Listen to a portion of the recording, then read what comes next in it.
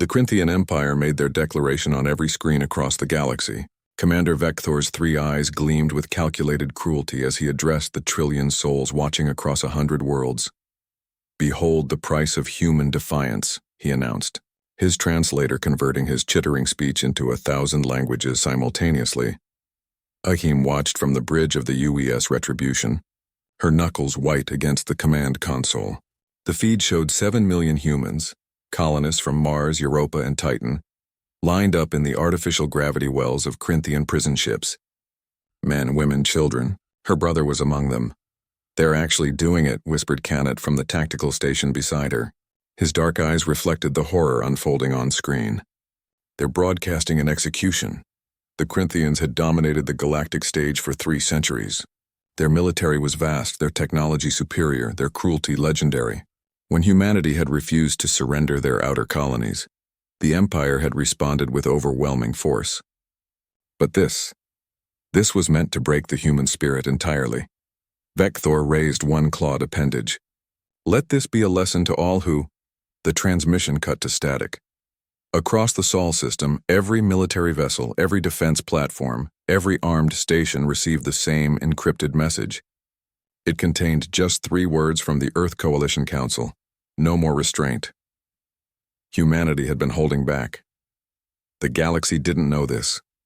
They saw Earth's forces as scrappy underdogs, fighting desperately against an overwhelming enemy. What they didn't understand was that humans had been waging limited war. There were rules, conventions, lines that civilized species didn't cross. The Corinthians had just crossed all of them at once. "Captain Akim," her communications officer's voice shook. "We're receiving flash priority orders from Fleet Command." She already knew what they would say. She'd helped write the contingency protocols herself, never believing they would actually be needed. Her hands moved across her console with mechanical precision as tears streamed down her face. "All hands battle stations," she said quietly.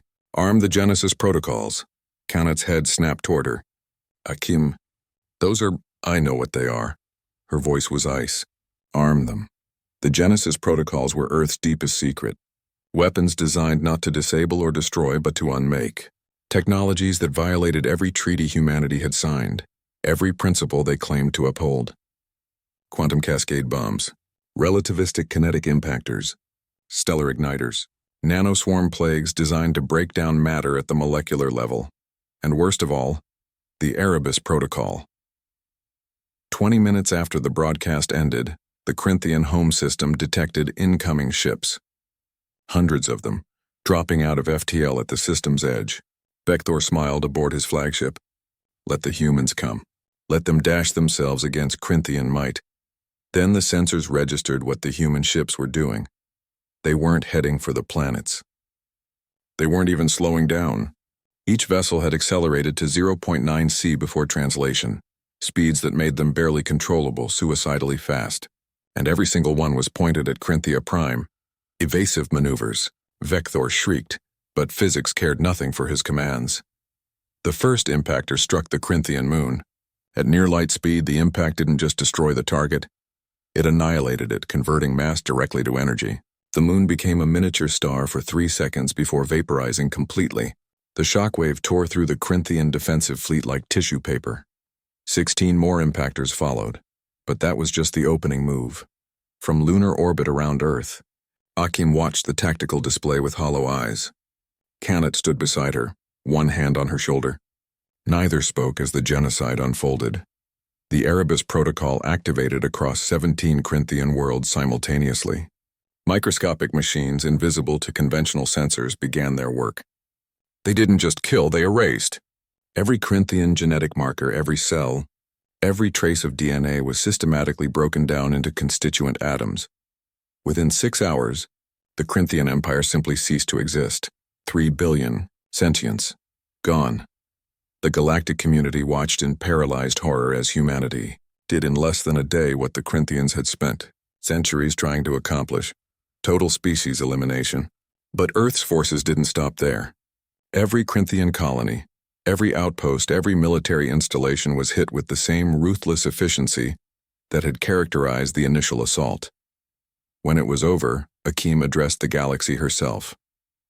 Her transmission was brief. "You saw them murder 7 million of us for entertainment," she said, her voice empty of emotion. "You watched and did nothing. So we want you to understand something about humanity. We tried to be better than this. We tried to wage civilized war, to follow rules, to show mercy." She leaned forward, and for the first time, something flickered in her dead eyes. Not rage, but something colder.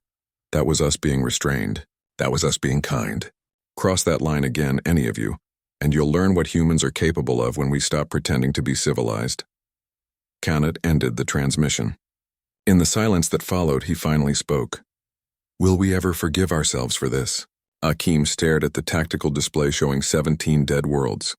"No," she said quietly. "But my brother and 7 million others are avenged. And the galaxy now knows humanity doesn't bluff." In the aftermath, the galactic community coined a new term: the human threshold. The point beyond which humanity's veneer of civilization cracked completely. No species ever tested it again.